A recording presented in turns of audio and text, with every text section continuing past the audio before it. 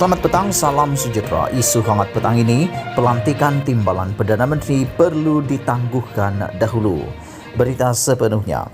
Pembentukan kabinet adalah lebih penting berbanding pelantikan seorang timbalan Perdana Menteri kerana jawatan nombor 2 dalam hierarki kepimpinan negara itu tidak mempunyai peranan yang besar. Susulan itu, pensyarah kanan program Sains Politik Universiti Kebangsaan Malaysia UKM, Dr. Jami Hamil berkata, pelantikan timbalan Perdana Menteri boleh ditangguhkan selama beberapa bulan. Beliau berkata, penangguhan pelantikan itu bukannya luar biasa kerana bekas Perdana Menteri Tan Sri Mahyadin Madiasin hanya melantik timbalannya pada minggu terakhir sebelum berundur. Katanya, soal pelantikan timbalan Perdana Menteri atau timbalan Perdana Menteri negeri boleh diuruskan selepas menilai tahap kepuasan hati semua parti gabungan kerajaan berhubung pengagihan kerusi kabinet dan penerimaannya rakyat terhadapnya. Perlu selesaikan pembentukan kabinet dulu sebab itu lebih penting sebenarnya. Dalam sejarah politik Malaysia, timbalan Perdana Menteri itu satu jawatan yang tiada peranan besar. Apabila peranan menteri bercuti, Perdana Menteri bercuti atau sakit, barulah diberi kuasa kepada timbalan Perdana Menteri.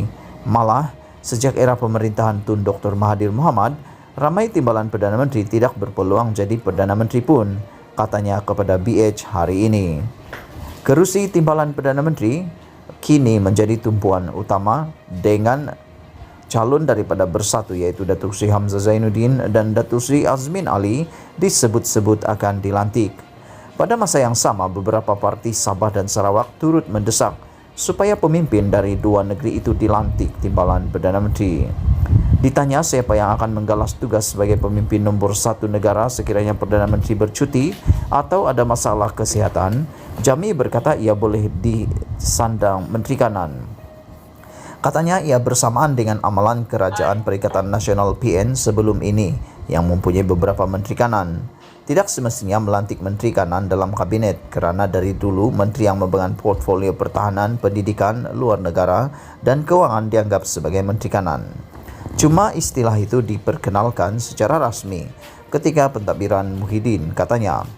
Sementara itu, penganalisis politik dari Universiti Sains Malaysia, Profesor Dr. Siva Murugan Pandian berkata, walaupun timbalan Perdana Menteri tidak disebut dalam perlembagaan, jawatan itu perlu diisi.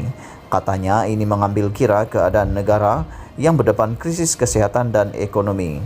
Kita tidak memerlukan Menteri Kanan, yang diperlukan adalah seorang timbalan Perdana Menteri bagi mengimbangi peranan Perdana Menteri.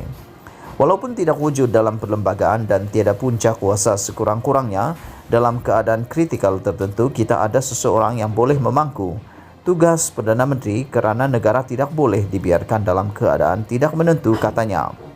Katanya berdasarkan perkembangan semasa adalah wajar pemimpin daripada Bersatu dilantik sebagai timbalan Perdana Menteri sekaligus dapat meredakan kegelisahan hubungan antara UMNO dan Bersatu. Berita penuh dari berita harian online dipetik dari Info Rakyat. Sekian isu hangat petang ini. Jangan lupa tekan butang subscribe dan kita jumpa lagi. Bye-bye.